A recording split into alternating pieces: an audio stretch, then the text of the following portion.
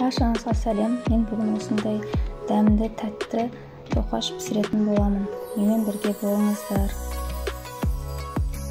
Ол үшін бізге бұрыш, жұмыртқа, тұз, ерітілген сары май, қант, мед, жылы сүт және ұн қажет болады.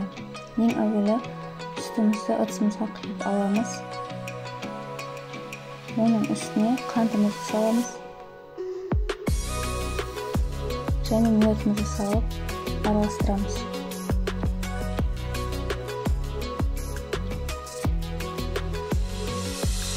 Жақсылап араластырамыз, мед пен қантымыз еруі қажет. Енді осының үстіне ерітілген сары майымызды және жұмыртқамызды саламыз. Тағы да жақсылап араластырамыз.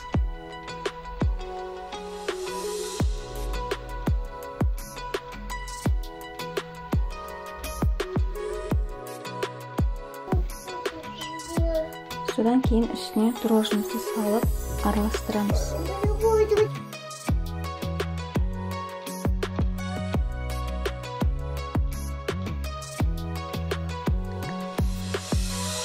Енді осының үстіне тұзымызды саламыз және тағы да араластырамыз.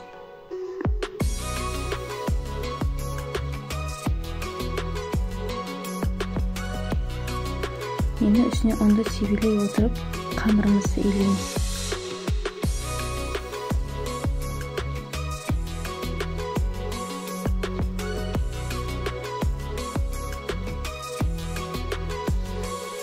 Қамырымыз қатты тастай болып қалмауы керек және қатты жұмсақ та болып кетпеуі керек.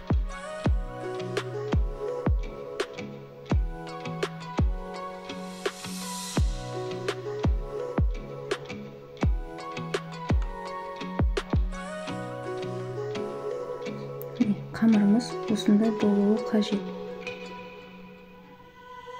Енді осының үстін қол орамалмен жауып қоямыз. Жылы жерге жарты сағатқа қоямыз. Енді ортасына салатын салмамызды дайындаймыз. Ол үшін бізге корица қажет және шоколад қажет. Ең әуелі шоколадты блендердің ыдысына бөліп салып аламыз. Біз бұл шоколадты блендермен ұнтақтап алуымыз қажет.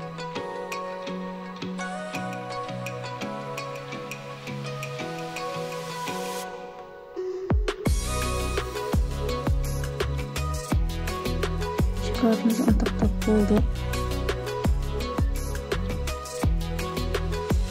Осындай ұнтақталуы қажет. Енді осының үстіне корицамызды саламыз.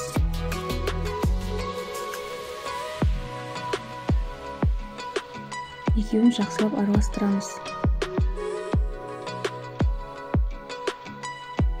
Біздің начинкамыз дайын. Осындай болуы қажет.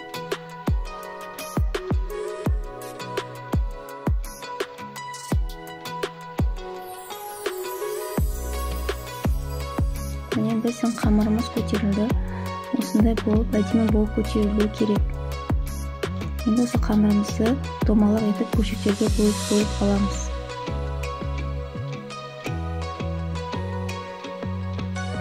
Оны тәлікеге салып, бетін майлықпен жауып қоямыз.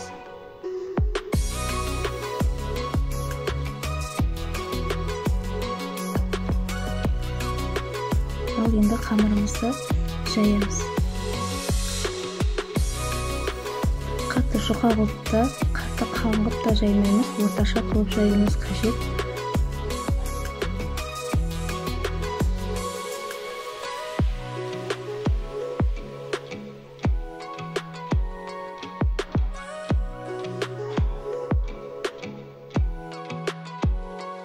Осының ішіне ерітілген майымызды жағып шығамыз.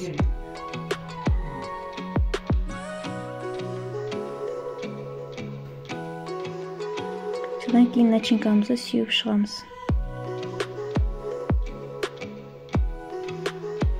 Енді қамырымызды орайтын боламыз. Ширатып ораймыз. Қамырымызды осылай ширатып ораймыз. Енді оның ортасын пышақпен кесеміз.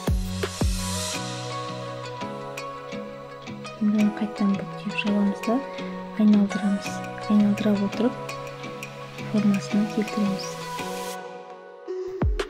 Өз қалауларыңыз бойынша жасасаңыздар да болады. Мен осылай жасадым. Және улитка қылып та жасауға да болады. Кесілген жеріміздің арасын ашамыз. Әдемі болып тұру үшін. Осындай болуы қажет.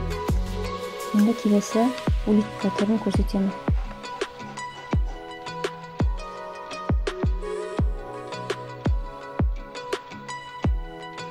Қамырымызды ораймыз, ширатып.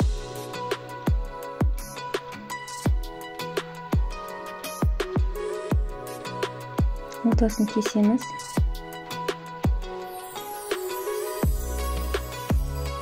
Қайтадан жауып шығамыз да айналдырамыз. Ширатып әкелеміз де осындай улитка қылып жасаймыз және кесілген жерін ашып жібереміз. Сол кезде біздің булочкамыз әдемі болып көрінеді.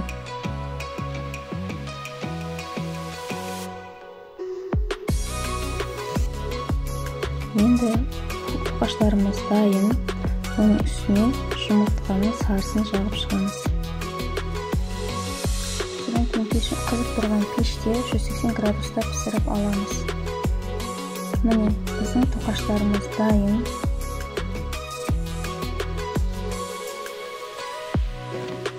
Тоқаштарымыз осындай әдемі, тәп-тәтті, жұп-жұмсақ болып шығады. Жасап көрсеңіздер болады. Менімен бірге болғандарыңызға рахмет. Сау болыңыздар.